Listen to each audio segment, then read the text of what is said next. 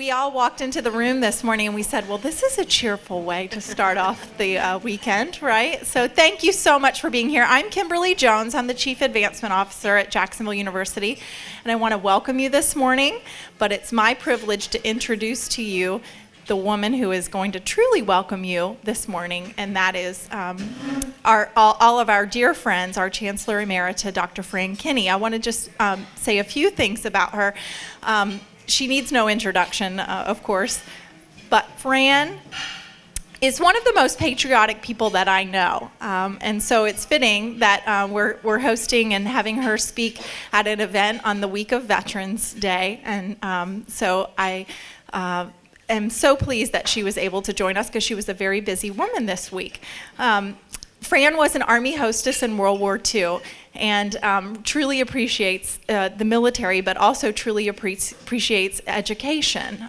She is the daughter of a publisher of a newspaper and a librarian. So it's no surprise that she is an accomplished author, a reader, a lover of books and education and the arts.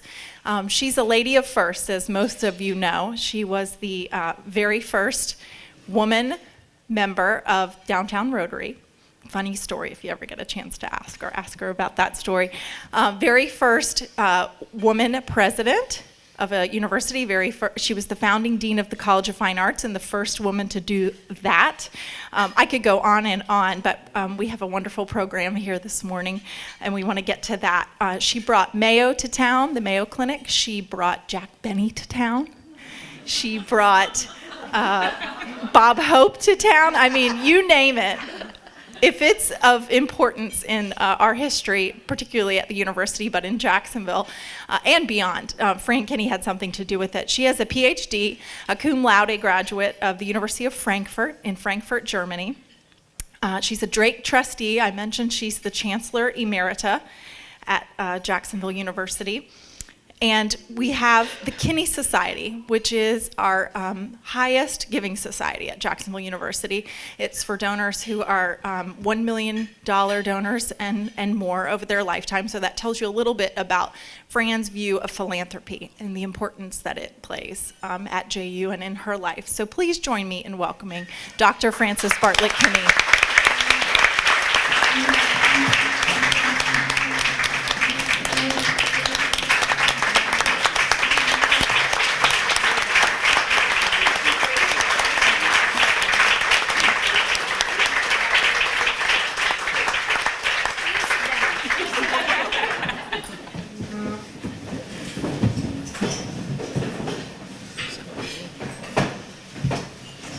I do want to welcome everybody because it's great to see you. It's great to see you anywhere, but it's particularly nice to see it in this building because for me there are many memories in this building. It was a very, very well-known, exclusive men's building. You got it. It was very interesting because it dates back to 1903.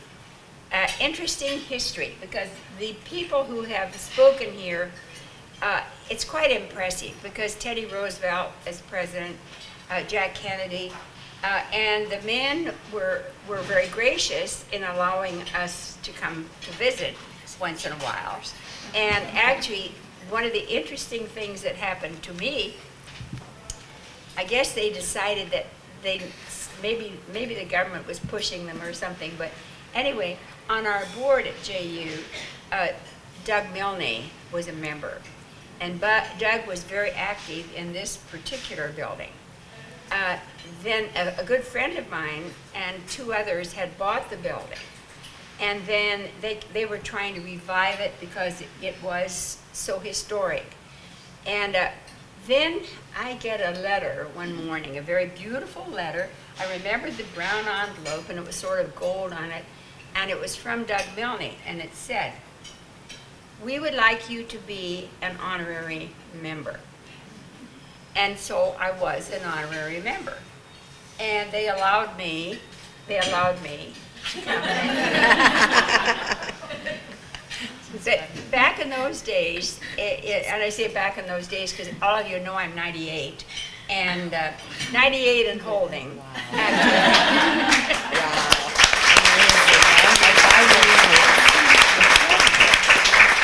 But I should tell you, also at the same time, I know I'm not quite as worn out as I look because I've had two procedures and a surgery in the last couple of months, and one was the pelvis, which had a fracture on it, thanks to a bad landing on an airplane, and so the nurses here will know that they put cement in me.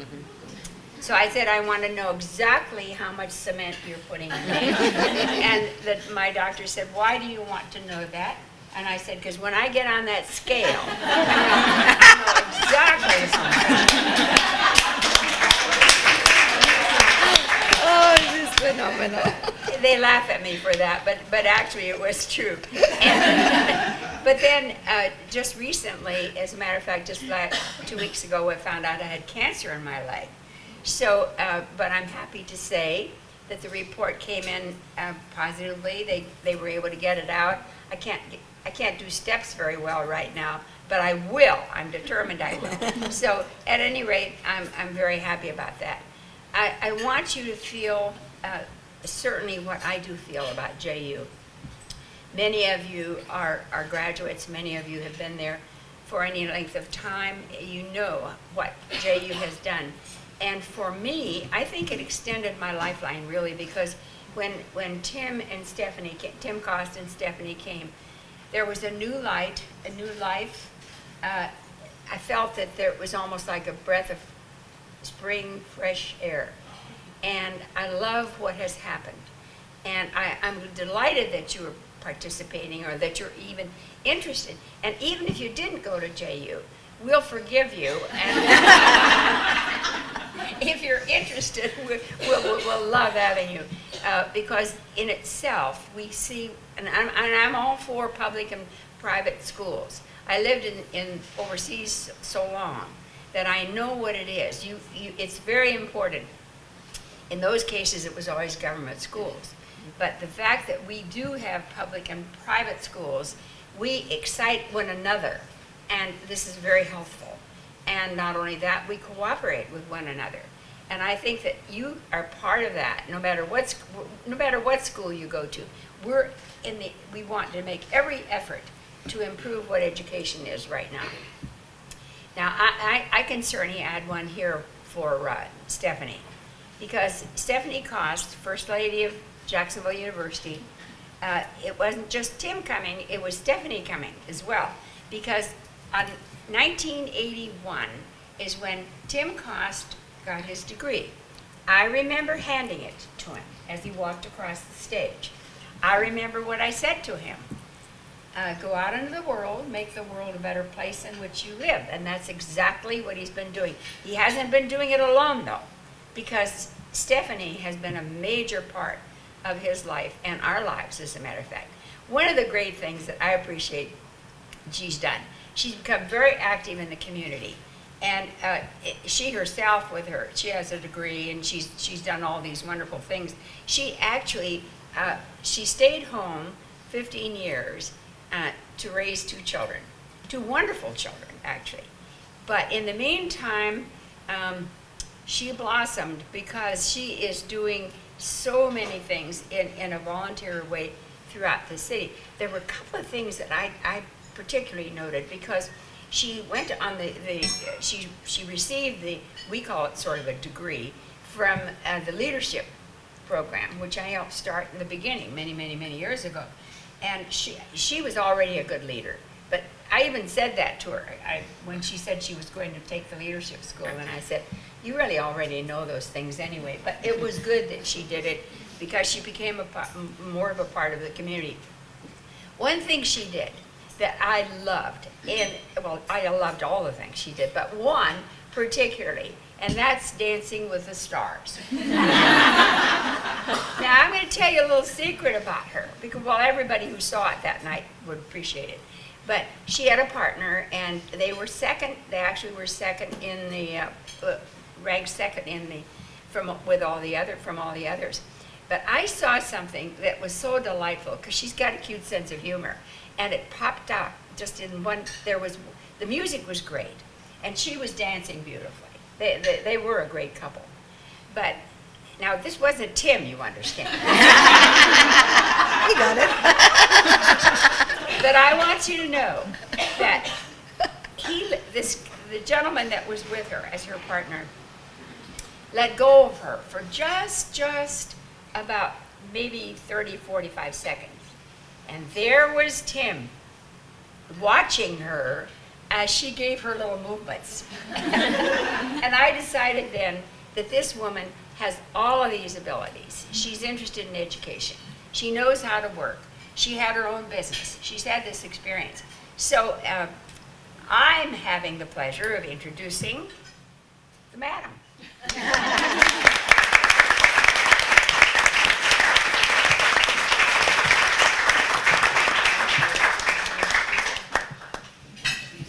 Yeah, I will watch it. Oh, yes. You might find it in your arms. I'll take it. I'm good. Thank you very much.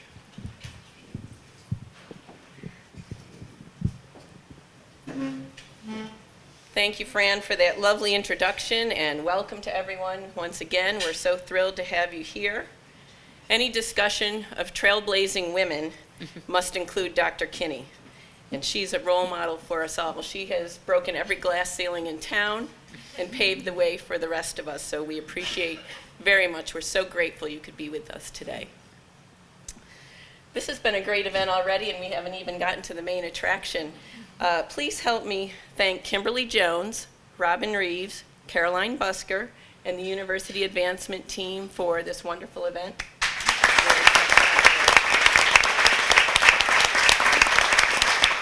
And I know between Kimberly, Robin, and Caroline, they had 6 children to get out the door this morning. Get here by who knows what, 7:30. So talking about women who do it all, we appreciate it very much. It's a great way to start our Friday the 13th. Without jumping to conclusions before we even get started, we likely won't find the answers this morning, but we do hope to provide a conversation that's rich and for all of us to take nuggets away and mull over the weekend and maybe even into the future. We have such an impressive panel of women, all local. Woohoo! So we should really be able to learn from them today. Not a day goes by without a blog, a post, a tweet, a TV report, or a Times Union column regarding women's roles, women's leadership, women's philanthropy, women helping women, or not, as the case may be. And we have vocal women dominating the headlines. We have Sheryl Sandberg, Carly Fiorina, Hillary Clinton, Mary Barra of GM, Meg Whitman from HP. But have we moved the needle very far on women's issues? Just last year, our university hosted on campus one of Fortune 500's magazine's World's Most Powerful Women, Indra Nooyi of PepsiCo. And to the question, can women have it all, her answer was an unequivocal no. So we have to think about that. Just last week, this was really ironic. 2 posts showed up on my Facebook newsfeed. The first, why children are clearly better off with mothers who work. And the second, and it was not just right after it, but a couple of posts down, why children are clearly better off with mothers who stay home. So clearly, we're still struggling with these questions. And add to the mix technology and terms like work-life balance and the sandwich generation, women who are raising grandchildren while caring for aging parents. And whew, let's get started before we get overwhelmed. Today, the format we're going to follow is to enjoy a conversation, probably about a half-hour discussion with our panelists as they respond to some of our conversation starters. And then if time allows, we'll open up questions to all of you. So be thinking about issues about which you'd like to ask follow-up questions while you're listening. Maybe even jot them down. I would have to jot them down or I'd forget. So to begin, I'm pleased to introduce today's panelists. First, on my left, Erica Cunningham. Erica is a progressive care unit nurse in the Heart Hospital at Baptist Downtown. She graduated from Jacksonville University with honors just this past May. At JU, she was a Curbo and Aspire Scholarship recipient, earned a fellowship in the Nursing Simulation Lab, and has authored published research, all as an undergrad. Erica currently attends Jacksonville University's new BSN to DNP graduate program, which will earn her her master's in science and a doctor of nursing practice. In her free time, which I can't believe she has, because she's working full-time and going to school full-time, I just found out. But in her free time, she enjoys volunteering at the Council on Aging. And we asked each of our panelists to give us a fun fact to share, and Erica said as a child, she spent every Saturday roaming the halls of New York City's Metropolitan Museum of Art, or the Museum of Natural History. Welcome, Erica. Next, we have Catherine Thomas. Catherine is a consultant with SunGard Financial Systems, assisting large companies in all stages of software implementation. She earned her bachelor's degree from JU in 2013, receiving the top student award for outstanding service and co-curricular involvement. Immediately after completing her undergraduate degree, Catherine was chosen to serve for 1 year as one of JU's inaugural presidential fellows under President Cost. She received her MBA from Jacksonville University in 2015 and is currently pursuing another master's in information systems at Auburn. Catherine continues her community service and leadership positions within Leadership Jacksonville and the Junior League, as well as the local and national levels of her sorority. In her spare time, she enjoys the Florida sunshine while boating with her family and is a native of Bartow, Florida. Catherine, and her fun fact is she has been on more than 85 flights so far this year and just finished 10 weeks of travel. Catherine Thomas. Next, we have Davina Hamilton. Davina hails from Miami, moving here to study communications and play basketball at JU. She was a 3-year team captain and holds the university records for steals. After graduation, Davina became a JU admissions counselor and was instrumental in establishing our Student Solutions Center, which is a broad-based, one-stop place for students with questions or concerns. In addition to now serving as director of the Student Solutions Center, Davina has just completed her first year as Assistant Dean of Students at JU. Davina earned her master's in educational leadership from JU and currently volunteers as the staff advisor for the Black Student Union and as a One Love facilitator, which is an on-campus initiative to identify and end relationship violence. Davina and I share her fun fact. She's ambidextrous, but she only writes, eats, and brushes her teeth with her left hand. Lara Angelini. Lara serves as president of North America and Global Franchise Development for Johnson & Johnson Vision Care and is also a member of the Johnson & Johnson Vision Care Global Management Board. She received her education at the University of Rome in Italy, where she studied foreign languages and English literature. Her thesis was on Irish contemporary drama. She began her 30-year career in the automobile industry and in 1991 joined Johnson & Johnson in Italy, where she was responsible for introducing one-day AccuView contact lenses to the Italian market. Lara moved to the U.S. in 2012, and Lara's son Andrea is a sophomore at Jacksonville University. Laura has agreed to serve as a member of our President's Parents Council and participates in our Davis College of Business CEO Speaker Series. She lives in Ponte Vedra with her husband and son and speaks 5 languages: Italian, English, French, German, and Russian. Next, we have Dee Sims. Dee is a Jacksonville native and earned her BA in Marketing and Management from JU in 1989. Her career started in radio sales and promotions, continued as founder of her own company, Promo Depot, which grew into a multi-million-dollar full-service promotional agency, which she then sold to Acosta Sales and Marketing. And Dee is now a local franchisee for Your Pie, a pizza restaurant owning locations in Southside and Fleming Island. She has been named, get this, Regional Chamber of Commerce Small Business Leader of the Year, President of the Jacksonville Advertising Federation, President of Women Business Owners of North Florida, Woman Business Owner of the Year, and the Small Business Administration's District Advocate for Women in Business. And Europi recently named her Operator of the Year, and her Southside location was named Store of the Year. Dee loves spending time with her family, husband Mike, who is also a JU alum, sons Lawrence, a college freshman, and Logan, an 8th grader, and Dee is a breast cancer survivor. As the owner of 2 fast casual restaurants, Dee's favorite thing to make is reservations. Apparently, Mike is the cook in the family, and Dee happily cleans up afterward. And Allie Corman Shelton. Allie is the Director of Intergovernmental Affairs for Mayor Lenny Curry. On the mayor's behalf, she is responsible for lobbying the city council, state legislature, and federal government to ensure successful passage of the mayor's legislative priorities. I'm going to have to take a drink of water. Excuse me. Prior to her role in city government, Allie was Vice President of Governmental and Public Affairs for Stellar, an international mechanical engineering construction firm here in town. Allie is a graduate of Florida State, also a graduate of Leadership Jacksonville, Leadership Florida, and the Community Foundation's Philanthropic Initiative Program. Allie's community service is broad. She is president-elect of the Jewish Community Alliance and a member of the boards of the Jacksonville Chamber of Commerce, the Community Hospice of Northeast Florida, and the Epping Forest Yacht Club. Allie is married to Jamie Shelton, who is president of Best Bet Jacksonville.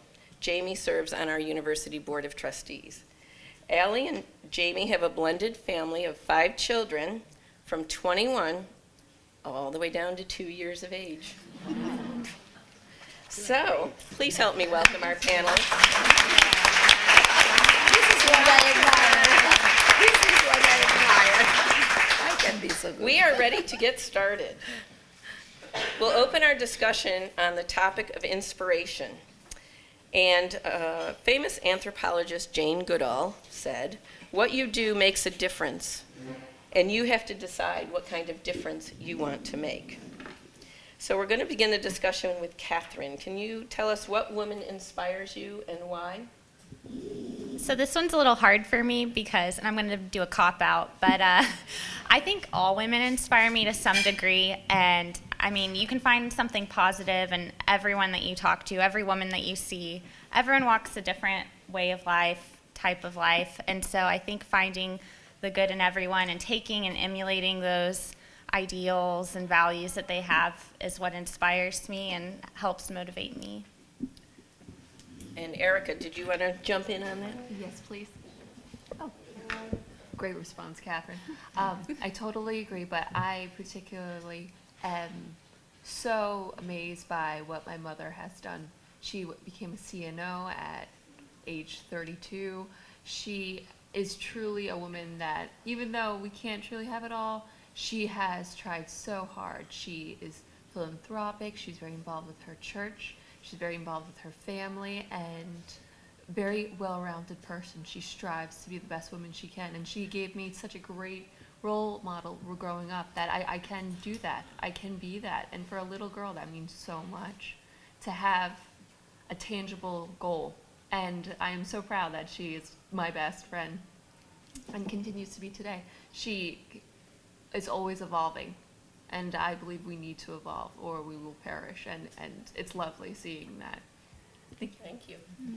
Anybody else want to jump in? Yeah, maybe a couple of thoughts, because I think for each one of us, and I'm sure we are going to go into this discussion, it's important to keep a good balance in life.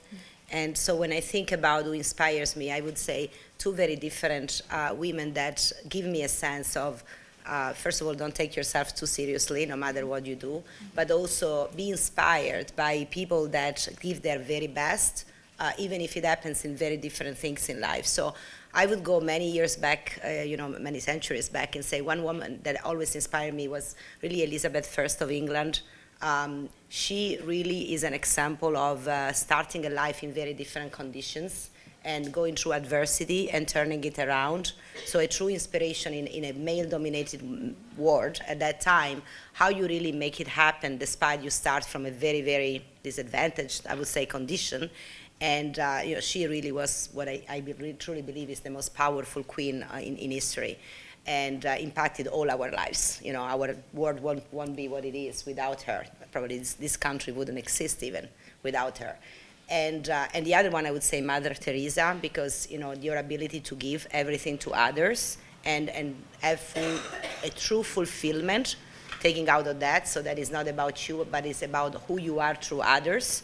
And being able to give all yourself to others is amazing. So that helps me balance, between very powerful political world as well as life is made of a lot of small details and about giving to others. And no matter how far we go in life, I think it's very important we keep this balance. And I think as women, it's very important we keep this balance and we show and role model that, because that's a contribution that I think as females we can make in a world where sometimes, when it's too much male-dominated, the culture that is portraying is, only a culture of success and achievement. And achievement takes place through many different ways. Thank you. Next up, we have a juicy topic we're going to jump right into, women helping women. And according to Sheryl Sandberg, I'm sure you all know, she's the author of Lean In, she said there's a special place in hell for women who don't help other women. So we need to figure out how can women better empower and support other women. And Lara, we had you teed up to answer this first of all. Do you want to jump in? The first thing I want to say is that I hope there is enough space. Because unfortunately, I have to say sometimes I feel that we should really help ourselves and help women more. And look, I grew up, I was having fun when I sat at this table at the beginning, and I especially looked at that side of the table. I said, okay, that is the future side, and this is the mature side.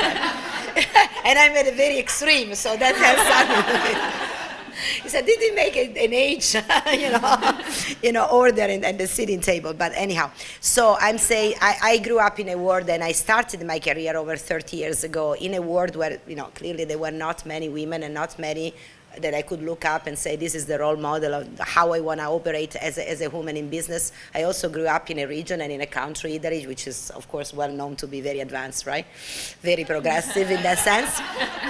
So I really had to make a lot of, efforts to really find the way, up. And I have to say, at that time, there were not many role models for us. And back in the 80s and the 90s, there were not many women. I think you made a point, Stephanie, to say, did we really break the glass ceiling? Probably not, but let me tell you, it's certainly better for you, for this generation, than it was for mine. And I'm very proud that we leave to you a better world where you can really express yourself, whatever you want to do in life, and succeed. With a little bit less challenges that we had. But yes, definitely we need to help each other more. And I think there are two areas when I look back, I think of. One is that we need to be a role model for other women. We really need to take the time to inspire them, speak with them, share our experience and help them go through their challenges, sharing, what we have learned during the years. The other thing, I think we can be a safe zone for showing challenges and vulnerability. One of the things that is very difficult still in women, especially if your aspiration is to be in the business world, is that no matter what we say, when you are surrounded and you are at the table with other men, you have to be strong, and you have to be stronger. That's the reality. So you don't have very much a space for yourself to vent, to show your vulnerability, to ask for help, to share your mistakes, because you learn more from your mistakes sometimes than from your successes. But it's very hard and very challenging to share those with men, because you immediately get to a point of disadvantage. And I think what we need to help each other is to create an environment where we can learn from each other, we can share our failures, we can show our vulnerabilities, we can ask for help. That is going to be invaluable for all of us, and that is something that I think we absolutely should do more. Allie, would you like to weigh in on this? Sure. First of all, I just want to say I'm honored to be here amongst this group, and thank you for having me. I think this is a very slippery slope. I would also agree that I never had a mentor as a female. I was always, as Stephanie refers, pretty outspoken. Those of you who know me, I've changed through my mistakes through time.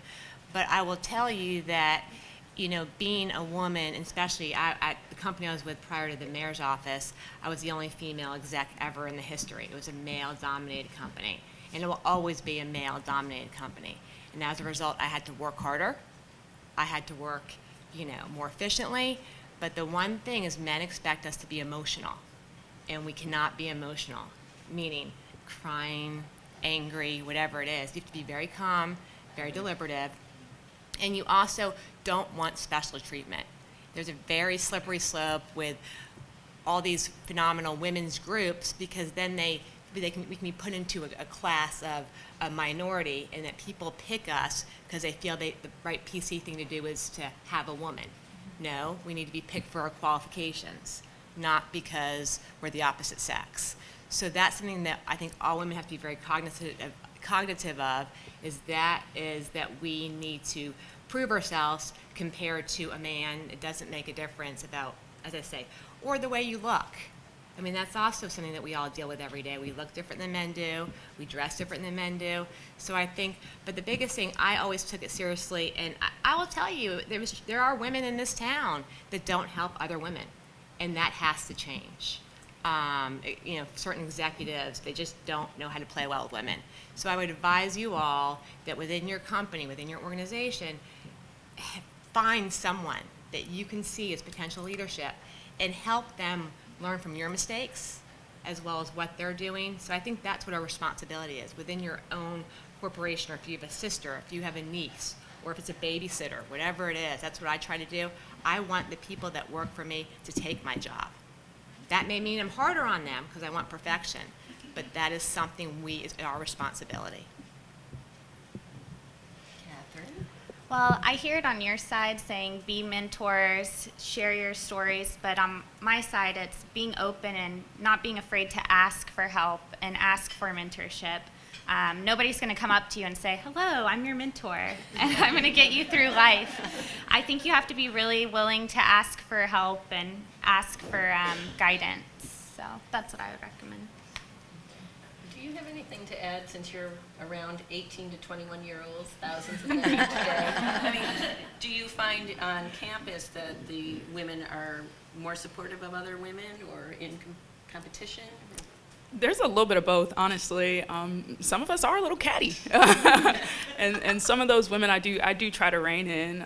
You know, deans are often looked at as the conduct officers, like, oh, we sanction. No, we want to develop students, and I take pride in taking the time to develop those women that I do come in contact with, and make sure that they understand that some of the mistakes that they make, they're noticed by other women, and that we really have to lead by example, especially when I talk to the older upperclassmen females that attend JU. So there's a little bit of separation, but there are some of us that support each other. I see so many colleagues in the room that I know I can pick up the phone any day and call Amy. I can call Diana. I can call, Stephanie, just to, seek advice, seek any additional assistance that we might need. So I think there is definitely some support among colleagues, but I think the women in college have a little bit of growth to do, but I'm hoping to speed up that process. Stephanie, if I could jump in, Sure. it reminded me of something. I met a few times with President Cost, just social, and those of you who went to school at JU or currently are there or work there really have a gem, and I'm not just saying this, those of you who know me knows I do not say what, just to do the right thing, but President Cost really feels very strongly he doesn't care if you're a man or woman. He wants qualified people, and that I think comes from a strong wife and a strong daughter, as well as his experience in the big person world. And I really think those of you who do work, take advantage of that. But remember, you will have to work that much harder, and that's okay. I'll tell you a little quick story. I had 2 babies later in life, and I purposely chose to have C-sections. I purposely went into my doctor and said, I want a C-section, because I could work all the way on Friday, and then have my C-section on Saturday at 8 a.m. and be back at work on Monday, at least not physically in the office, because the expectation was, if you have babies, it shouldn't change your life in a man's world. So there are certain things that you do, you make those sacrifices and choices, and you just, go forward with it. But you guys are lucky to have Tim Koss. He really gets it. Thank you. And in that vein, I will say, when Tim came to the university, he ended up changing staff over, and I think 8 men retired or moved on to other positions, and he filled those jobs with 6 women. And someone had to say to him, "Did you know you just hired all women around you?" And he had no idea. I was there when that was said, and he just was like, I just picked the best people for the job. I didn't even think about it. So he is a little bit gender blind. So that's one good thing we can say. There's many others, of course. Moving on. Well, to the question, can women have it all? We certainly have been addressing that briefly. But I found this interesting quote that I wanted to share with you, and it's from a woman named Anne Marie Slaughter, who is a Princeton professor and an author of a book called Unfinished Business, which I need to go get and read. She served briefly under Hillary Clinton in the State Department. I think they said she served for about 2 years, and then she left to go back to Princeton, to go back to her life as a professor, because it was a better lifestyle for she and her family. So she says on Can Women Have It All? Having it all means having the same work and family choices men do. It doesn't mean having everything you want. No one has that. So we can discuss whether that's a good thing to put out there. What advice or tips would you share with women to manage their work-life balance? And I believe, Dee, we have you up first on this one. Good morning, everybody. I have to say that I have some very different filters that I put my professional growth through. For example, one of the fun facts I almost submitted was that I have a twin brother. And my entire life growing up, I'm not going to say what decade, no, the 60s. No, 67 I was born. But it was interesting because my family had very different expectations for my twin brother. He turned out to be a nuclear Navy SEAL guy who spent his entire career in the Navy and now works for a big firm down south. And for me, I think the hope was that I would get married, and I did eventually. But coming out of JU, they did a really good job of teaching business, which is the school that I came out of, and this town in particular has done a wonderful job of mentoring young women to look at opening their own businesses. And although I went into broadcast initially, I worked for the first woman that ran a major market radio station in the country. She looked at me, and it really didn't matter whether I had what my genitalia was. She cared about the person that I would become. And I remember her looking right at me and saying, "Dee, you cannot be taken seriously if you burst into tears." And of course I burst into tears then. So she had a code word for it. It was the CBB Club, the Cold Bitter Witch Club. And you know what? It was tough to take at 21 out of college. And I learned a lot, though. And that wherewithal to stand firm and work harder and smarter and be strong in presenting your outlook on whatever the project was came in really handy over the years. I personally think between work balance, I'm nowhere near as organized as Allie. I had my children when they arrived, and I've been surrounded by testosterone for a long time. I have 2 boys, and if you count my husband, 3. And honestly, I think it's just as critical that we as leaders not put the employee or the team member or your next hire through that filter of what kind of genitalia do they have. It's important that we look at them for what they can do and what they can bring to the company. And if you are not putting it through the filter of, okay, man, woman, will he have to go home and take care of the kids or stay out of work, or what will happen? I think it's really essential that we as future leaders or future business owners really use that same premise. I don't want to be judged on whether or not I'm going to take time off for my children or my husband if he's acting like a child. I want to be judged for what I can bring to the table. So we are just as responsible for perpetuating that depending on your leadership role. Can I jump in? Please do. Because I I have a slightly different perspective to answer the question, can women get it all? And my answer is absolutely yes. You might not get it all at the same time. And that's something that I think we all have to reflect to, because sometimes we look at this as that, I mean, can we do everything at the same time? Probably not, because all these demands that I think Dee has really, mentioned in a very beautiful way, they might be a little bit too much. But if I look at the course over a lifetime, when I look back, I was able to get it all I wanted. I was able to get the education I wanted, and I didn't want an education in business, even if I ended up in business. I loved travel, and I loved foreign cultures. I was able to live in 5 different countries. I was able to study foreign languages. That is something that I love because it makes me really understand the culture of other people and their values. And I happened to study Russian when I was 45 years old. So, because I went to work in Russia for 2 years and I wanted to be able to communicate to the people there in their own language. I was able to run 5 marathons. I was able to have a family. I was able to have a child. I was able to become president of a Fortune 500 company. Of course, if I look at it, if I wanted to do everything in 2 years, probably not, okay? But if you look over the course of a lifetime, and if you believe that at the end of the day, things can come and at the right time and always happens for a reason, I really believe that you can have it all. And I think we need to have the absolute belief and self-belief and self-awareness and confidence that we can make it all, because that's part of what does not allow to make it all if we don't believe we can make it all. So that's just my perspective. Thank you. I know we're running a little bit behind, so I'll try to make it quick. I feel differently. You have to figure out what your definition of having it all is. Everyone has different definitions. Can you have it all as far as the work-life balance? No, you can't.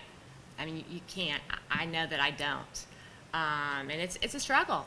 I have 2 little kids, and thank God my husband has a business where he can jump in, and he's very hands-on. And he has to. I mean, I work 24/7, but that's what makes me up, and I own that, and I'm okay with that. And I'm okay knowing that I have someone that's there at 7:30 in the morning till 6 at night, and I have babysitters. That is my choice. And everyone has to do what's right for their choice, for what's good for them. But as I say, that is what I know I'm a better mother because of it.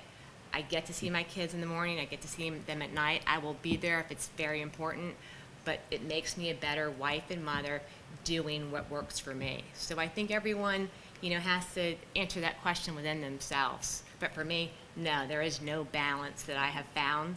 I've had to come home 7 o'clock, no phone, which is pretty close to impossible for me, and then until 8:30, and then I start working again until midnight. So it's that whole evolving process. So that's my answer. Thank you. We're going to have one more question that we'll throw out here, and then we will ask for questions from all of you. So if anybody has any, be thinking of those. The next topic is leadership.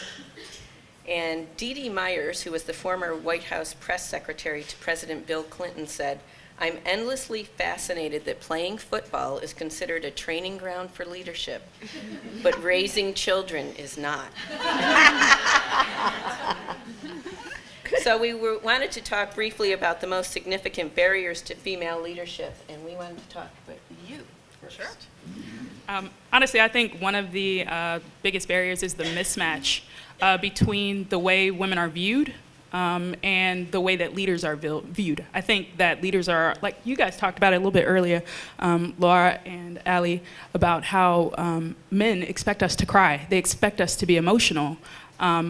We can cry. I think we can in certain situations, obviously. But the culture of leadership doesn't see criers. They don't see women in skirts. And I think, there are a lot of men at the table, but at the same time, we can sit at that table and provide some of the same things that those men can. I'm a strong believer in that. So I think just overcoming that mismatch between the way we're seen and what we can actually do. I think they look at us and they think that we are going to, exude certain things or lead a certain way. But we will accomplish the same things that those men will at the table. I can promise that. And we obviously have examples of that sitting right here with us. Well, it was interesting, too. In Sunday's Times-Union, there was a columnist, Priscilla Berry, and she said, women do not grow up in a culture that supports female leadership qualities. And I thought that was really interesting because that's not my perspective. And I was wondering, especially on the younger end of the table, what you thought of that. Do you feel that there's a culture of female leadership qualities that you can learn from? I think that the millennial generation has skipped a beat. I mean, these women have opened so many doors for us, and we are just casting it aside because of Facebook and all of the negative influences media brings, and how almost frowned upon it is to be opinionated and go your own route, and that's a shame. It really is. And speaking about your leadership characteristics, it's a shame that we're just perpetuating the archetypal characteristics of being vulnerable and being open to criticism and all those negative attributes, and we can do so much, and we are shooting ourselves in our foot as far as younger generations are concerned. I of course there are those outliers, we're here, but I think for the majority it's a shame. We have so many opportunities that we really can pursue, and we really can make the world a great place, and we bring everything to the table. We do. And it's not only because we're sensitive. No, it's not because of those characteristics. It is because and there's a term in nursing, it's holistic. We can see the whole picture. And I think as far as unique characteristics, that is one we possess. And men sometimes don't have that. Can I share? Sure. So about a year and a half ago, I was interviewing for new jobs, and I just wanted to share this story. I was interviewing with a man, and I had on pearls and a necklace, and he said, "This cutesy thing you have going for you isn't going to make you successful in the real world."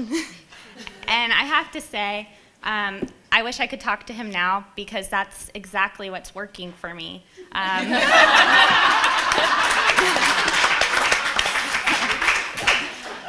So that's the reason my clients are requesting me to go and see them multiple times a year now. And so I think that taking the negativity or the way that people point things towards women and making it our own strength, I think that's really important.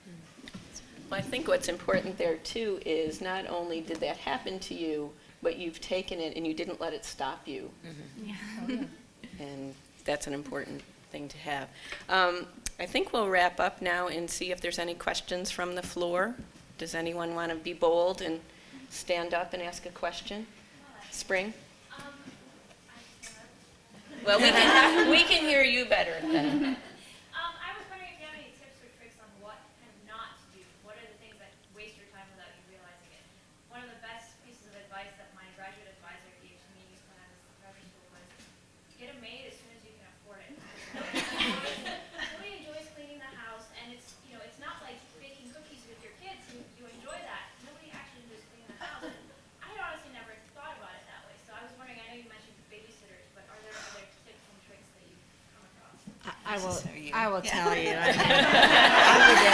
spend a fortune. I have, this is pretty sick, and I don't think I have any babysitters in the room, but I have an entire book of babysitters scheduled out all the way through the year. And I do that. You have to be so organized. As far as, I believe in outsourcing whatever I can. I won't lie on that, because you have to be so organized. I also want to say to the women that are younger, you don't need a man to make you happy. A man should compliment you, or a female. I mean, your partner, whatever. That person needs to be your best friend and supportive of you, but it doesn't complete you. And it is okay if you decide not to have children, or if you only have one child, or if you have 5 kids, or if you have 2, whatever's right for you. So don't feel the pressure to do this little picture-perfect house. It's up to you. The other thing is, and this is a big thing for me, write thank you notes. Don't email. Don't text.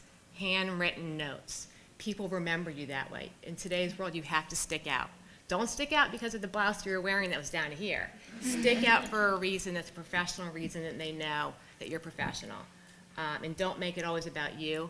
Get the other person, ask questions of the other person, get them to feel like you care about them, you're engaged. That's how you really develop relationships. Relationships are key in everything. No matter how smart you are, how talented you are, relationships are going to get you far. That's what's worked for me. So, and I wasn't a doctor, I wasn't a lawyer, I had to use some skill set I had, and that was it. So, and be true to yourself. So I think those are some of the things that I would give you advice on. Thank you. Connie? Both Eric and Ally kind of hit upon a hot button, a hot issue with me, and it's the way women dress.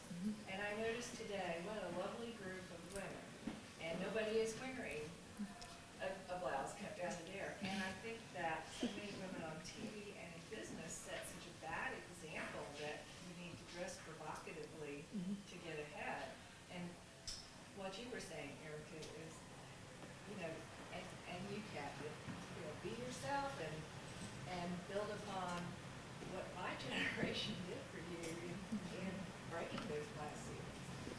And I don't know how we communicate that to other women, though, that they can be strong and they don't have to be, you know, like the Kardashians.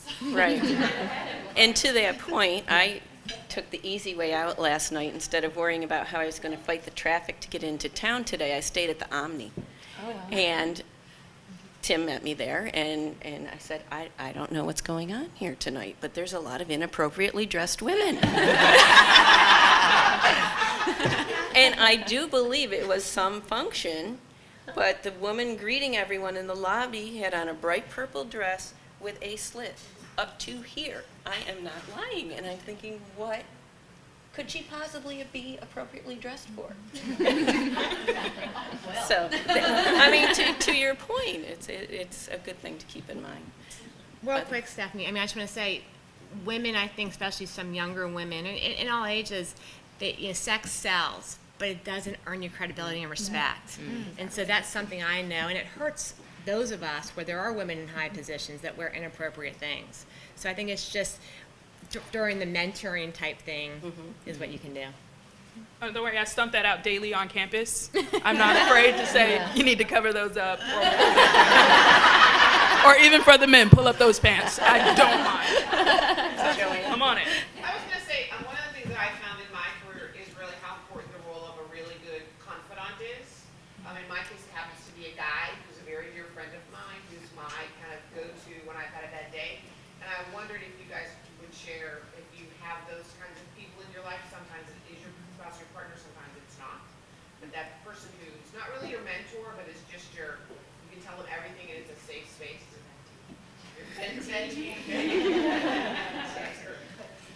Yeah, I think for many of us that was, especially as I said, I mean, on this side of the mature side of the table, definitely. I mean, you need a space where you can be yourself, you can vent, and you are in a safe zone.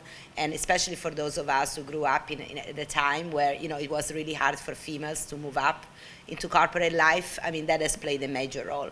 And it still has. Now, what is interesting now that I find to have, now that I'm on the other side, you know, I'm on the mature side, I find a lot of inspiration in these conversations with much younger people, where, you know, I have a sort of a reverse mentoring experience, and I started a lot of them with them. They, you know, I mentored them, and now they are becoming my reverse mentors and help me understand, for example, how to engage and how to inspire the next generation of leaders, because I think the millennials are very different. I'm in the last year of a baby boomer, and I said, 1 year, and I would have been a younger generation, but unfortunately, I was born in the very last year of the baby boomers, and I think it's very important. It's very important that you find people that you can relate to, you can find inspiration, you can open up, and I think for everyone that has been successful behind a person who's successful, there are many others who contributed. I mean, nobody makes it alone, no one of us in life. And I think she's valid. I think the other thing is going back is that there are some men that are intimidated by smart women, and you have to know the difference, and you have to respect that they are and know how to handle the situations. But going back to Joanne's question, I'm very lucky. My husband is one of those people because we're very different, and he can balance me out. And I probably would say Stephanie and Tim are probably in that same type of situation. And also, I have another guy friend, my best friend Ryan, who is also my other confidant, that I could just be. If I need to cry, that's where I go. If I need to ask the question, so it's important to have that. So when you are looking for a partner, going back to Jamie, that is one of the most important things for me, was that can he, when I'm down, could he build me back up? And can I trust him? So One more thing, because I think I totally agree with that you need to find a person that you don't need to be perfect with. It's very important, because again, we like it or not, when we are in front of an audience and you have to show up and be at your best, we have a little bit of this tendency of being perfectionists as females, and I think that not always this serves us well, because to her point, we are intimidating men a lot, but I think we also have to show up. That's the way it is. So it is important to have a zone and somebody. It can be another woman, it can be your best male friend, it doesn't really matter, where you don't need to be perfect, because it also brings you back to be human, and it's very important as we want to be successful, we also want to be ourselves, and we absolutely need to keep ourselves to the ground, and we are human beings, and as such, we don't need to be perfect all the time. That's something we have to accept, and it's wonderful when you get to that point. It usually comes with age, but I hope you get to that point before I got there. I think that would achieve a certain amount of perspective, ergo find that balance that having it all would entail. But going back to your point as well with the clothing and the choices of how you present yourself, it is such a hard world for women, I believe, to make that jump. You have to be on the top of your game, and it's so multifactorial. I think it's very, you have to go in it with strategy. You have to dress the part, play the part, be more knowledgeable, do better than they are. So to have that support, to have that person that could bring it back for you, put you back into perspective, I think that would be vital to the schism. Be the only way you'd be able to be happy. Thank you. In interest of wrapping things up and getting you out on time, we're going to stop there. We want to thank our panelists again for their willingness to share.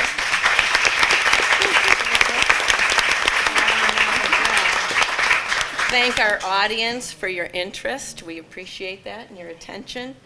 And before I leave and turn it over to Kimberly, I have just one more quote from Amy Poehler. I just love bossy women, she says. I could be around them all day. To me, bossy is not a pejorative term at all. It means somebody's passionate and engaged and ambitious and doesn't mind leading. That's the end of her quote. So I say, let's all continue to be passionate, engaged, ambitious, and unafraid to lead, and let's go out and be bossy women today.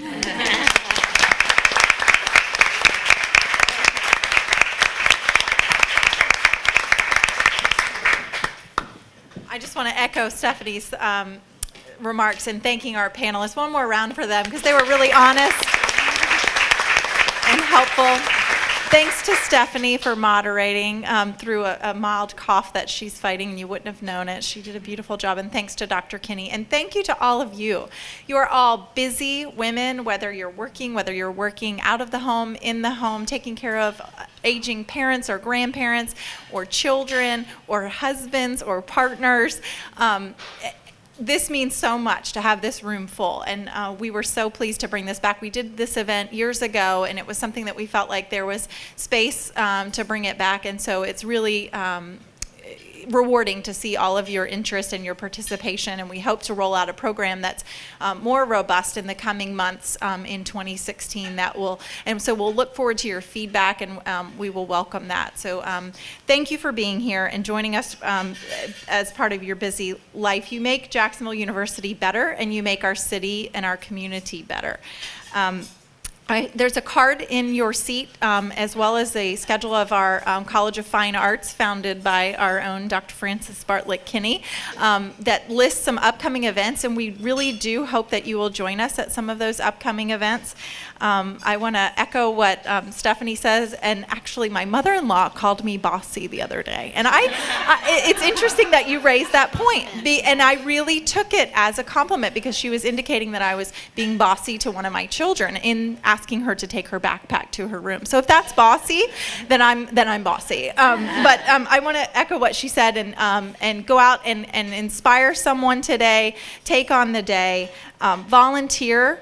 Support causes that you believe in, give, and of course we hope that you will consider Jacksonville University a place where you are willing to support, to invest, and to come be a part of our community. Thank you for being here. Please enjoy another cup of coffee, and we hope to see you again soon.